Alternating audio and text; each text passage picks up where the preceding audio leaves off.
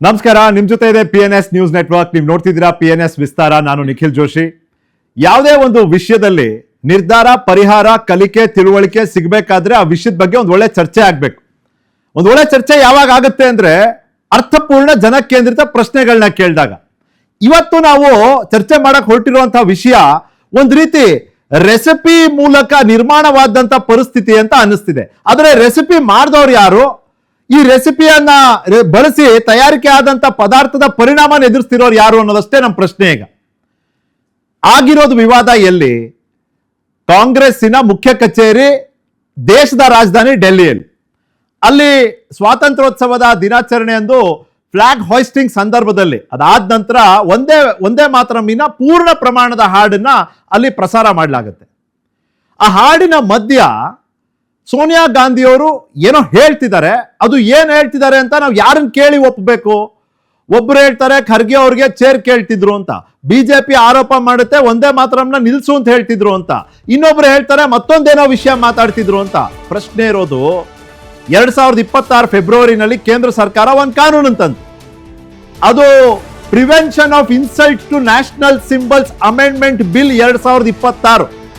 ರಾಷ್ಟ್ರೀಯ ಚಿಹ್ನೆ ಮತ್ತು ಸಂಕೇತಗಳಿಗೆ ಅವಮಾನವನ್ನ ತಡೆ ಹಿಡಿಯುವಂತ ತಿದ್ದುಪಡಿ ಮಸೂದೆಯನ್ನ 2026ರಲ್ಲಿ ತಂದ್ರು.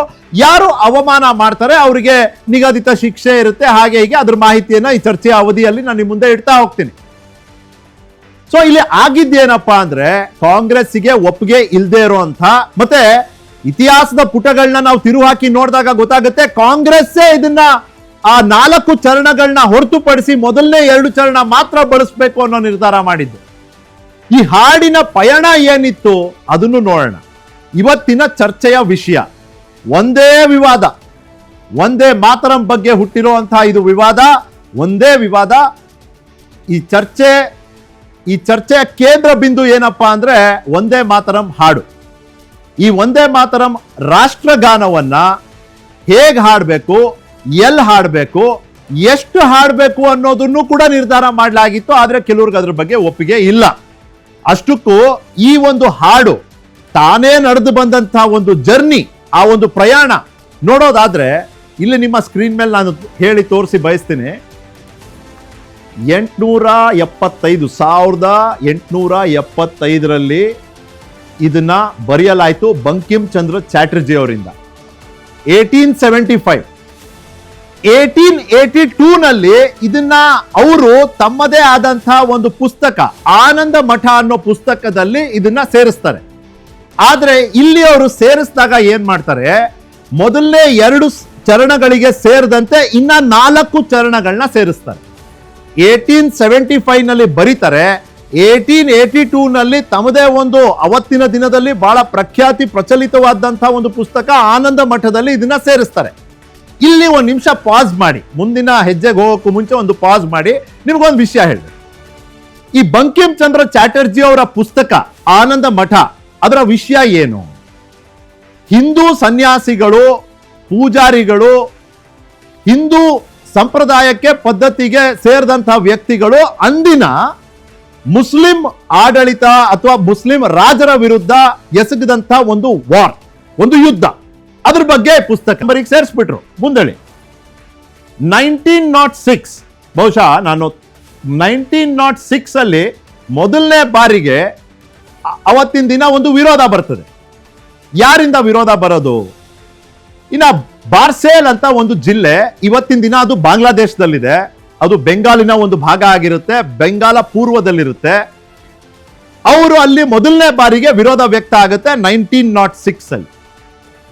1906 ಅಲ್ಲಿ ಬಂದಂತ ವಿರೋಧವನ್ನ ಅದು ದಶಕಗಳ ಗಟ್ಟಲೆ ನಡೀತು. 1923 ಅಲ್ಲಿ 1923ರಲ್ಲಿ ಅಂದಿನ ದಿನದ ರಾಷ್ಟ್ರೀಯ ಕಾಂಗ್ರೆಸ್ಸಿನ ಅಧ್ಯಕ್ಷರು ಮೊಹಮ್ಮದ್ ಅಲಿ ಜೋಹರ್ ಅವರು ಆ ಒಂದು ಕಾರ್ಯಕ್ರಮದಲ್ಲಿ ಪೂರ್ಣ ಪ್ರಮಾಣದ ಒಂದೇ ಮಾತರಂ ಹಾಡನ್ನ ಪ್ರಸಾರ ಮಾಡಿದ್ರು ಅನ್ನೋ ಒಂದು ಅಸಮಾಧಾನದಿಂದ ನಡು ಹಾಡೆ ಅವರು ಆ ಕಾರ್ಯಕ್ರಮದಿಂದ ತೆರಳ್ತಾರೆ. ಈ ಎಕ್ಸಿಟ್ಸ್, ಇದು ನನ್ನ ವಿರೋಧ ಇದೆ. ಇದೆಲ್ಲ ಆಗುವಂತ ಸಂದರ್ಭದಲ್ಲಿ ರವೀಂದ್ರನಾಥ್ ಟೆಗೋರ್ ಅವರು ಹೇಳಿರ್ತಾರೆ, ಮಹಾತ್ಮ ಗಾಂಧಿ ಅವರು ಹೇಳಿರ್ತಾರೆ, ಕೆಲವೊಂದು ಚರಣಗಳು ಇದರಲ್ಲಿ ಬಹಳ ಧಾರ್ಮಿಕ ವಿಷಯಗಳನ್ನ ಹೊಂದಿದೆ. ಬಹುಶಃ ಈ ಧರ್ಮಕ್ಕೆ ಸೇರದೇ ಇರುವಂತಹ ವ್ಯಕ್ತಿಗಳಿಗೆ ಇದು ಒಪ್ಪಿಗೆ ಇರೋದಿಲ್ಲ. ಹಾಗಾಗಿ ಇದನ್ನ ನಾವು ಅವ್ರ ಮೇಲೆ ಒಂದು ರೀತಿ ಹೇರ್ದಂಗ ಆಗ್ತದೆ. ಇದು ಅವಶ್ಯಕತೆ ಇಲ್ಲ. ಮೊದಲ 2 ಚರಣಗಳನ್ನ ನಾವು ಬಳಸೋಣ ಅನ್ನೋ ಒಂದು ಅಭಿಪ್ರಾಯವನ್ನ ಮಹಾತ್ಮ ಗಾಂಧಿಯವರು, ರವೀಂದ್ರನಾಥ್ ಟ್ಯಾಗೋರ್ ಅವರು ಹೇಳಿರ್ತಾರೆ. ಇನ್ಫ್ಯಾಕ್ಟ್ ಇದನ್ನ ಮೊದಲನೇ ಬಾರಿ ಹಾಡಿದ್ದು ಒಂದು ದೊಡ್ಡ ಒಂದು ಗ್ಯಾದರಿಂಗ್ ಅಥವಾ ಒಂದು ಜನಸಮೂಹದ ಮುಂದೆ ಹಾಡಿದ್ ಯಾರಪ್ಪ ಅಂದ್ರೆ ರವೀಂದ್ರನಾಥ್ ಟ್ಯಾಗೋರೆ. ಅದು ಅವತ್ತಿನ ದಿನ ಕಾಂಗ್ರೆಸ್ಸಿನ ಕಾರ್ಯಕ್ರಮ, ಗೊತ್ತಿರಲಿ ನಿಮ್ಗೆ. ಅದಾದ್ಮೇಲಿಂದ ಈ ರೀತಿಯ ವಿರೋಧ, ಅಸಮಾಧಾನ, ಹೀಗೆ ಹಾಗೆ ಅಂತ ಎಲ್ಲ ಅಭಿಪ್ರಾಯಗಳ ಸಂಗ್ರಹ ಆದ್ಮೇಲೆ ನಿರ್ಧಾರ ಆಗುತ್ತೆ. 1906 ಅಲ್ಲಿ ಮೊದಲನೇ ಬಾರಿ ವಿರೋಧ, ಅದು ಬಾರ್ಸೆಲ್ ಅನ್ನೋ ಜಿಲ್ಲೆನಲ್ಲಿ, ವೆಸ್ಟ್ ಬೆಂಗಾಲ್ ನಲ್ಲಿ. 1923 ನಲ್ಲಿ ಅಧಿಕೃತ ಕಾಂಗ್ರೆಸ್ ಕಾರ್ಯಕ್ರಮದಲ್ಲೇ ವಿರೋಧ. 1937 ನಲ್ಲಿ ಕಾಂಗ್ರೆಸ್ ತನ್ನ ಕಡೆಯಿಂದ ಅಧಿಕೃತವಾಗಿ 4 ಚರಣಗಳನ್ನ ಹೊರತುಪಡಿಸಿ ಮೊದಲನೇ 2 ಚರಣಗಳನ್ನ ಮಾತ್ರ ಸಾರ್ವಜನಿಕ ಕಾರ್ಯಕ್ರಮಗಳಲ್ಲಿ ಹಾಡಲಾಗುವುದು ಎಂಬ ನಿರ್ಧಾರವನ್ನ ಹೊರಡಿಸ್ಬಿಡ್ತಾರೆ. ಪ್ರಧಾನಮಂತ್ರಿ ನರೇಂದ್ರ ಮೋದಿ ಅವರು ಇತ್ತೀಚಿನ ದಿನಗಳಲ್ಲೇ ಮಾತಾಡುವಂತ ಸಂದರ್ಭದಲ್ಲಿ ಅವ್ರು ಹೇಳಿದ್ರು, ಮೊದಲನೇ ಓಲೈಕೆಯ ಆ ವಿಷಕಾರಿ ಬೀಜವನ್ನ ನೆಟ್ಟಿದ್ದೆ 1937. ಯಾವಾಗ ಅಧಿಕೃತವಾಗಿ ಈ 4 ಚರಣಗಳನ್ನ ಹೊರತುಪಡಿಸಿ ನೀವು ಹಾಡಾಡಿ ಅಂತ ಹೇಳಿದ್ರು, ಅವತ್ತೇ ನೀವು ಓಲೈಕೆಯ ವಿಷಕಾರಿ ಬೀಜವನ್ನ ಬಿತ್ತನೆ ಮಾಡಿಬಿಟ್ರಿ ಅನ್ನೋ ಆರೋಪವನ್ನ ಪ್ರಧಾನಮಂತ್ರಿ ಮೋದಿ ಅವರು ಕಾಂಗ್ರೆಸ್ಸಿನ ವಿರುದ್ಧ ಇತ್ತೀಚಿನ ದಿನಗಳಲ್ಲೇ ಒಂದು ಆರೋಪವನ್ನ ಮಾಡ್ತಾರೆ, ಹೇಳಿಕೆಯನ್ನ ಕೊಡ್ತಾರೆ. ಇದು ಈ ಹಾಡಿನ ಜರ್ನಿ. 1937 ಆದ್ಮೇಲೆ ಸಾಕಷ್ಟು ಬಾರಿ ಒಂದೇ ಮಾತ್ರ ಪೂರ್ತಿ ಹಾಡ್ಬೇಕಾ ಬೇಡವಾ, ಎಲ್ಲಾ ಪಕ್ಷದ ನಾಯಕರಿಗೂ ಹೋಗಿ ಕೇಳಿದಾಗ ಅವರು ಬಾಯಿಗೆ ಬಂದಿದ್ದು ಹಾಡಿರುವಂತ ಉದಾಹರಣೆಗಳು ನಾವು ನೋಡಿದೀವಿ. ಕಾಂಗ್ರೆಸ್ ಅಲ್ಲೂ ನೋಡಿದೀವಿ, ಬಿಜೆಪಿಯಲ್ಲೂ ನೋಡಿದೀವಿ. ದೇಶಭಕ್ತಿ ಅನ್ನೋದನ್ನ ಕೇವಲ 6 ಚರಣಗಳನ್ನ ಹಾಡೋದ್ರಿಂದ ಸಾಬೀತುಪಡಿಸೋದಾದ್ರೆ ಈ ದೇಶದಲ್ಲಿ ಎಲ್ಲರೂ ಭಕ್ತರೇನೆ. ಅದನ್ನ ಮೀರಿ ತೋರಿಸಬೇಕಾಗಿದೆ ವರ್ತನೆ. ಇವತ್ತಿನ ಚರ್ಚೆಯಲ್ಲಿ ನಾವು ಈ ಒಂದು ವಿವಾದದ ಸುತ್ತಲೂ ಇರುವಂತಹ ಒಂದು ಸಾಮಾಜಿಕ ಮತ್ತು ರಾಜಕೀಯ ಅಂಶಗಳನ್ನ ಚರ್ಚೆ ಮಾಡುವಂತ ಪ್ರಯತ್ನವನ್ನ ಮಾಡ್ತೀವಿ. ಈ ಚರ್ಚೆಯ ವ್ಯಾಪ್ತಿ ವಿಸ್ತಾರವನ್ನ ನಿರ್ಧರಿಸುವಂತ ನಿರ್ದಿಷ್ಟ ಪ್ರಶ್ನೆಗಳು ನಿಮ್ ಮುಂದೆ ವಿಷಯ ವಿಸ್ತಾರದಲ್ಲಿ. ಇನ್ನ FIR ದಾಖಲಿಸೋದು ಒಂದು ಭಾಗ, ಆದ್ರೆ ಇತ್ತೀಚೆಗಷ್ಟೇ ಅಂಗೀಕಾರವಾದ ಮಸೂದೆ ಅಡಿಯಲ್ಲಿ ಕಾನೂನಾತ್ಮಕ ಕ್ರಮವನ್ನ ಆರೋಪಿತರ ವಿರುದ್ಧ ಜರುಗಿಸಲು ಸಾಧ್ಯವೇ? ಏನಕ್ಕೆ ಕೇಳ್ತಿದ್ದೀನಿ ಅಂದ್ರೆ, ಕೇರಳದಲ್ಲಿ ಏನಾಯ್ತು ಗೊತ್ತಾ ನಿಮ್ಗೆ? ಹೇಳ್ತೀನಿ, ಈ ಚರ್ಚೆ ಅವಧಿಯಲ್ಲಿ ಹೇಳ್ತೀನಿ. ಕೇರಳದಲ್ಲಿ 3 ಕಡೆ 3 ತರ ಇಂಡಿಪೆಂಡೆನ್ಸ್ ಡೇ ಆಚರಣೆ ಆಯ್ತು. ಅದನ್ನ ಮೀರಿ ಡೆಲ್ಲಿಗೆ ಹೋಗಿ ಮಾತಾಡಿ. ಸೋನಿಯಾ ಗಾಂಧಿ ಅವರ ವಿರುದ್ಧ ಕರ್ನಾಟಕದಲ್ಲೂ FIR ಆಗಿದೆ, ಡೆಲ್ಲಿಯಲ್ಲೂ FIR ಆಗಿದೆ. ಆಕ್ಷನ್ ತಗೋತೀರಾ?